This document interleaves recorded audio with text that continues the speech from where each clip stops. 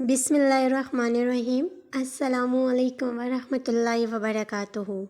Welcome to all of you after a long time.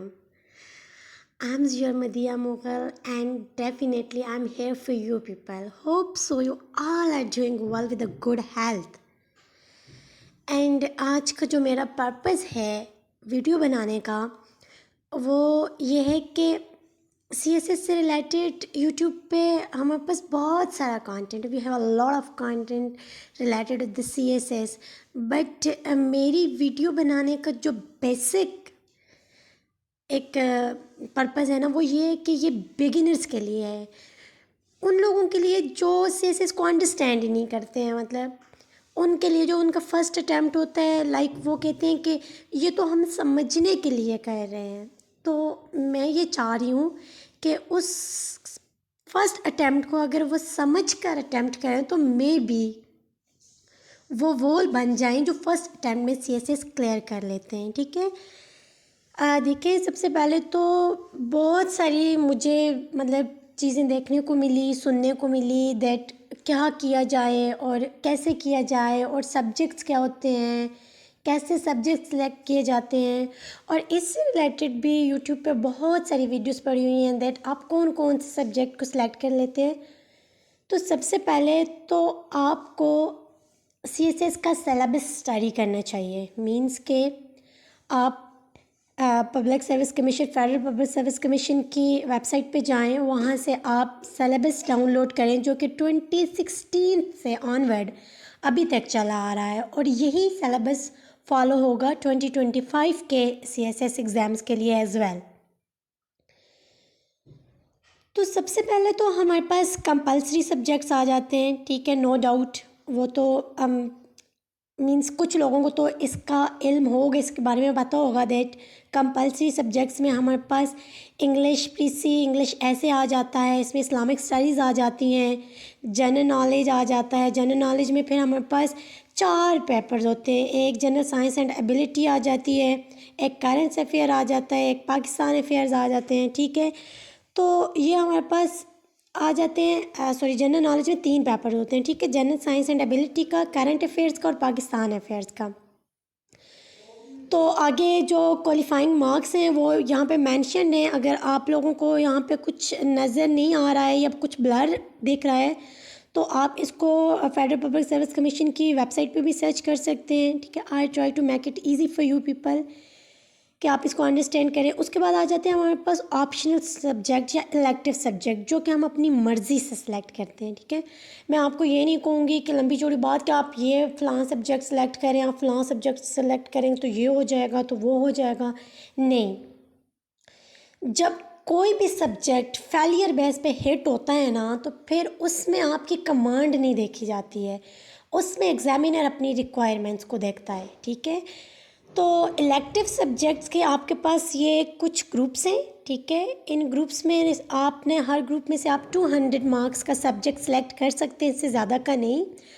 और ये आपके पास जो 7th ग्रुप हैं इनमें से आप कोई भी अपने कंपैरेटिव एडवांटेज वाला सब्जेक्ट सेलेक्ट कर सकते हैं। ठीक है, वो नहीं कि आपने यूट्यूब खोली, हाँ जी फ़लाँ ये बता रहा है, मदिया ने ये बताया था कि that you have to choose this one subject and you can got 80 marks 70 marks out of 100। No, ठीक है, अपना कंपैरेटिव एडवांटेज देखें कि मतलब आपकी मेमोराइजिंग पावर कितनी है, आपकी रिटेंशन पावर कितनी है, आप कितने टाइम तक कितने मटेरियल को, कितने कंटेंट को अपने माइंड के अंदर उसको रिटेन रख सकते हैं कि आपको वो पेपर में काम आए, आप उसको पेपर में यूटिलाइज़ करें। ठीक है, एक बात तो ये। ठीक है, फिर आप ये ग्रुप्स देख सकते हैं, आपके पास क्वालिफाइंग मार्क्स भी आगे उन्होंने बताए हुए हैं कि अगर 200 का सब्जेक्ट सेलेक्ट करोगे तो 66 पासिंग मार्क्स हैं, और अगर 100 का सब्जेक्ट सेलेक्ट करोगे तो 33 हैं। ठीक है, इसमें तमाम आपके पास ग्रुप 1 के भी subject, second to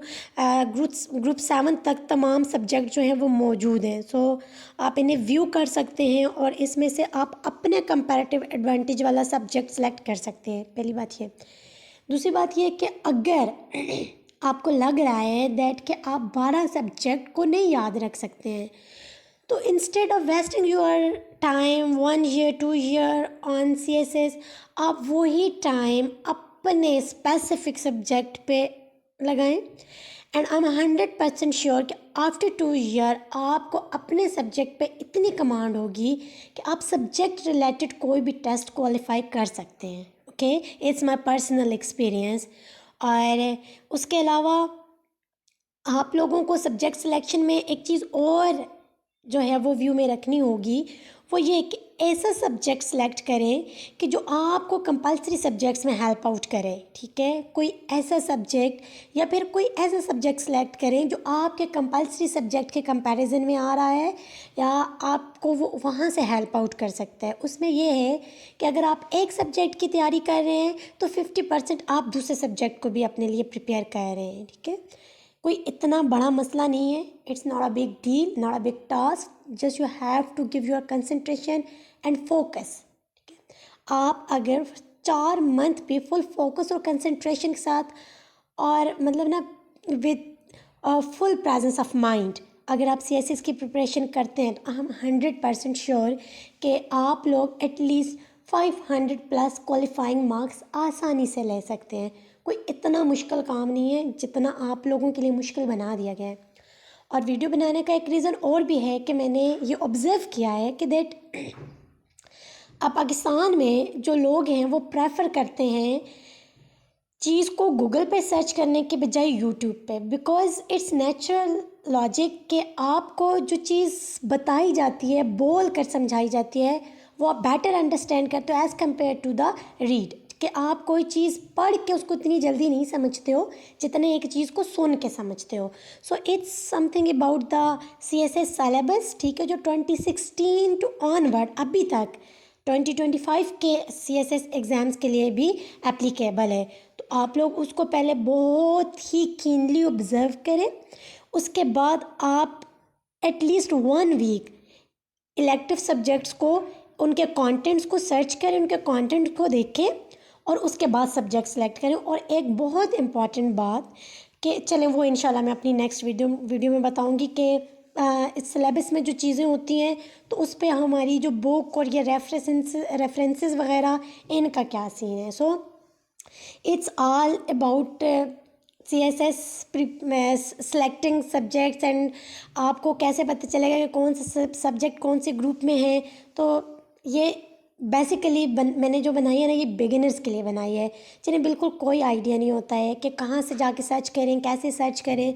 so it's for those people. Okay, और अगर इसके बावजूद भी आपको कोई इशू है, कोई मसला है, तो अगर आप में से कोई चाहे तो वो मुझे मेरी ईमेल पे कांटेक्ट कर सकता है। And my email is that mughalmadhiya72@gmail.com, that is MUGHALMADHA72@gmail.com. Thanks for your time and best of luck for all the CSS aspirant and especially for the beginners.